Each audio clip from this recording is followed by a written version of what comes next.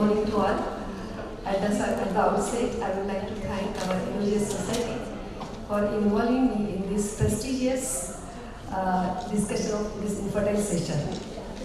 So friends, actually we all gynecologists, we always try all the types of methods. Like you since morning you have been listening in transvaginal sonography in infertility, then various good protocols by Dr. Dipti, and then male infertility by Dr. Sangeeta. And we do so many things, but every time we want to improve our results. So what we are doing? So we do so many things. We set up proper lab for IUI, followed WHO semen analysis, we learned semen preparation techniques. We did meticulous workup before IUI, planned ideal ovulation induction for IUI with intelligent follicular monitoring. And already you are also attending this infertile workshop. So you are doing so many things, attending so many things, and we are really very happy. Because IUI seems to be very fascinating, academically satisfying. For the couples it is convincing. But the results are disturbing, and we start thinking where the sperms are going, what the oocytes are doing, why the things are not working, what went wrong, should we do IUI or not? Friends, in the era of advanced infertility management like IVF, ICSI, definitely IUI has an important place. Though these nice guidelines they are against IUI, but ASRM and HD they recommended IUI because it's a simple, less expensive, suitable for gynecological practice, and really requires a clean room and the adjoining lab. Now here we will be discussing how to improve success of our IUI. So what do you mean by successful IUI? We know that it's a good pregnancy rate, good take-home baby rate, managing all the obstacles, and it should be technically easy. So what we are doing in IUI, we are processing the semen sample and we are putting just above the internus in the uterine cavity. And what we are doing actually, we are increasing the ability of gametes by ovulation induction, number one. Secondly, we are improving the quality of semen sample. And then we are increasing the proximity of gametes, that is depositing the prepared semen sample in the uterine cavity with the ovulatory timing of the follicle. Now here are some tips for the successful IUI.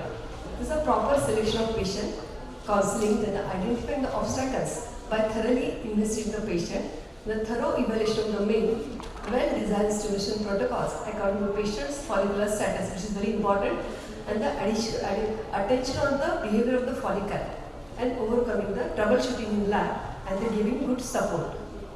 So now coming to the one by one, when the infertile couple enters in our chamber and we decide that we will be doing IUI for this patient.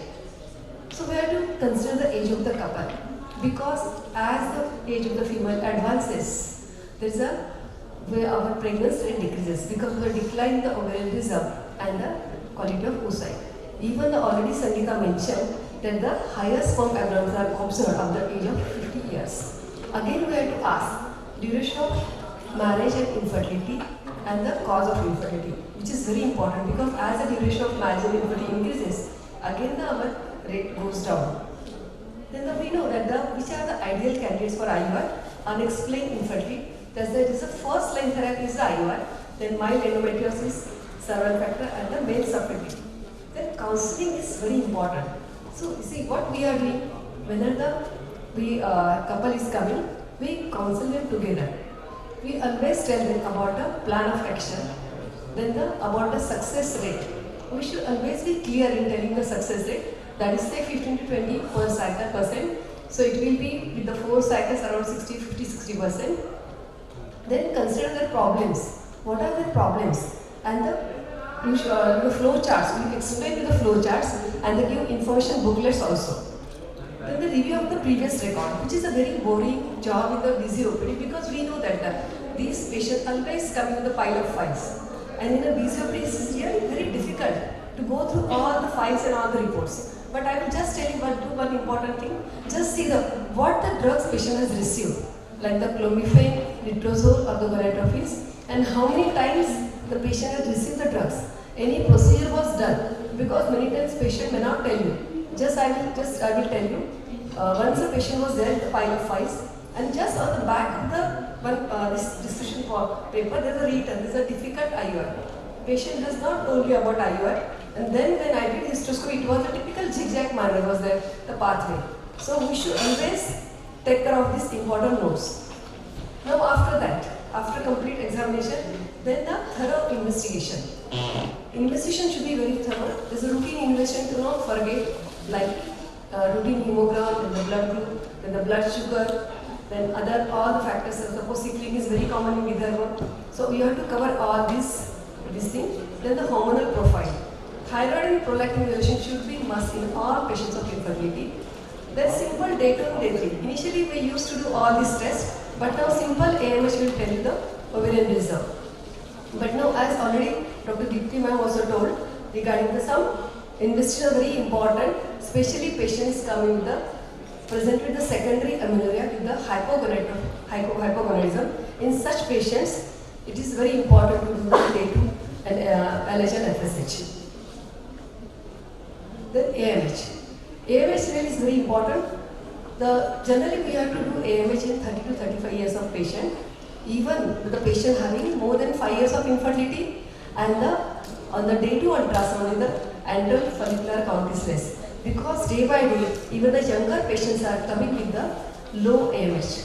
Also, whenever you are on the day 2 ultrasound, if you see the irregular follicles, that is also sometimes the patient may have the poor ovarian reserve. Then the other tests like in the PCOS patient, fasting insulin, actually in the 2018 international guidelines, it is not recommended, but I am doing. And then you can do the HbA1c, then DHA testosterone according to the patient status. Then the other investigation like the tuberculosis, like genetics. Now the third importance, after examination, evaluation, third is the immediate on the same day. Patient may come in any phase of the cycle. Don't tell you that come on the day 2, day 3. Patient is coming any phase, just do the ultrasound, so you will know the status of that patient.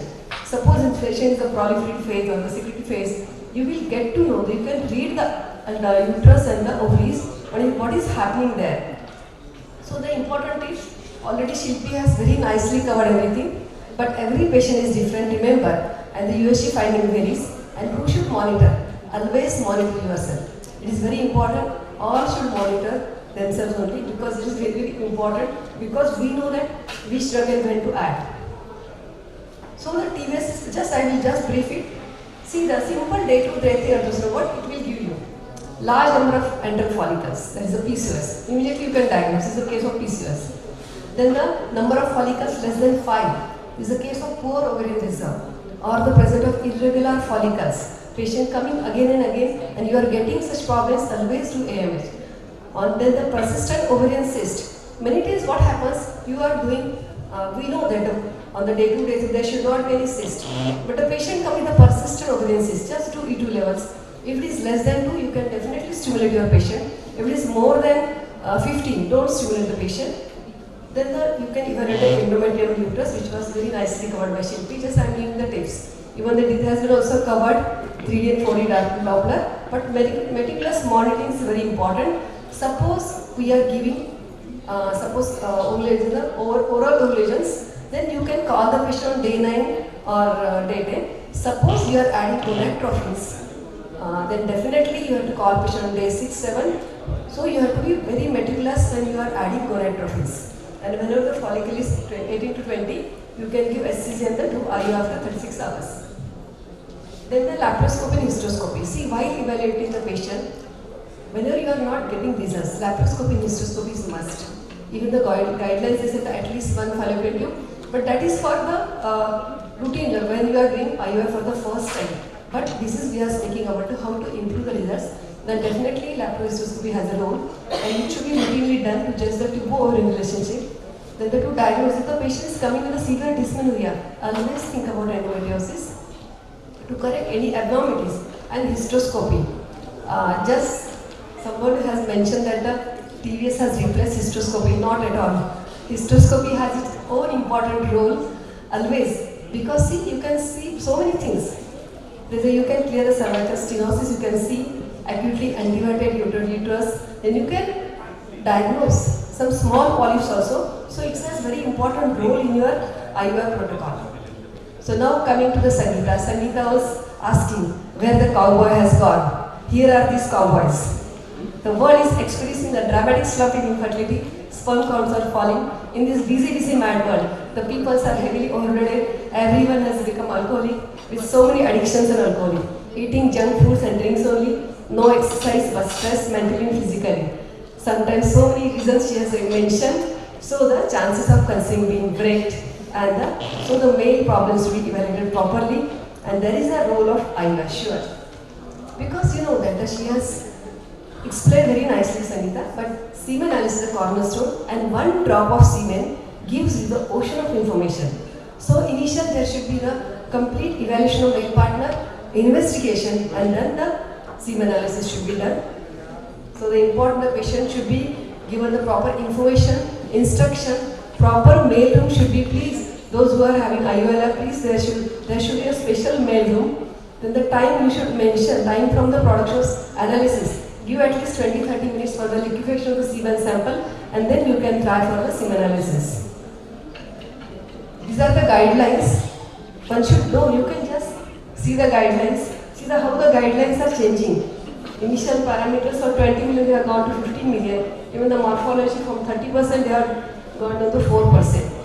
So these are very important guidelines. Again, I will suggest you go through the recent manual, 2021 WHO manual. It has given very nice guidelines. I was unable to put inside, but you should go and they have given the same importance of the morphology and all these things. So please go through the recent WHO guidelines of the semen analysis. Now the other sperm already Sangeeta has mentioned, but indications already Chaitanya has also mentioned, so I will not go in detail. But with abnormal semen analysis, advanced age, infection, all men in the normal, who have failed IVF for unexplained reasons, so you can do such patient the sperm function test. Then the management. Suppose the patient already Sangeeta mentioned varicose cell C, grade 1, grade 2 varicose, no surgery is required, antioxidants, anti-estrogen, and for 3 months followed by gonadotropins and IUI. Then sexual problem, against counseling, sex therapy, followed by IUI. Idiopathic, again the same, you can add the gonadotropins and IUI. Because in such patients, you have to go very fast. You should give a patient accordingly the fast plan and you can carry out the IUI. Once you know the success rate, always discuss success. Highest is more than the morphology is more than 14% and the poor is less than 4%. So at least they are saying the ideal sperm, the sperm count should be more than 12 million pre-wash and more than 5 million post-wash. But at least incidence mortality should be more than 1 million, morphology score more than 4%, and the total mortality score should be more than 5 million. Again, new guidelines just I added recent 2021. The guidelines suggest that the IUI in all semen parameters. They have mentioned you can do IUI in all. Recently, we had a very good discussion with Dr. Pandian in the Indian Fertility Society. It was a very wonderful webinar. And these recent guidelines, they are saying the IUI for all semen parameters. So friends, you can do IUI for except azoospermia and aspermia. Even the recent study concluded that there was no difference in the clinical pregnancy rate following IUI among couples with normal and abnormal sperm morphology, including severe teratospermia. So remember, you can give a trial of IUI at least. Then the well-designed stimulation protocol, very nicely covered by Dr. Deepti. But I have to just mention which stimulation for which patients. Commonly we are having so many drugs like chloroquine, citrate, letrozole, anastrol. I use all the types of drugs, even anastrol, tamoxifen in some patients, gonadotropins, GNRH agonists like that. Then which stimulation protocol for which patients? We know that it's very tricky. Ovulation injection is really very tricky. Sometimes hyperstimulation, sometimes patient become non-responding. If responding, become non-ovulating. If ovulating, not giving pregnancy rate, and we go on thinking. We go on and changing the drugs this way and that way. So what is to be done? This is a simple thing. See, divide the patient in 3 categories: hyper, normal, poor. And your drug should be induction, can be modulation or to improve the ovarian resistance. So types of patients. Normal responders, you can try chloroquine citrate, letrozole or HMG. in combination, or you can start from day 2, day 3 also. PCOS start with the letrozole first, then even I use tamoxifen, then the FSH with insulin sensitizers depending upon the patient. Some patients are the diminished ovarian reserve. Always they say that madam, we can afford IVF, so we can try IVF with the HMG. Then another very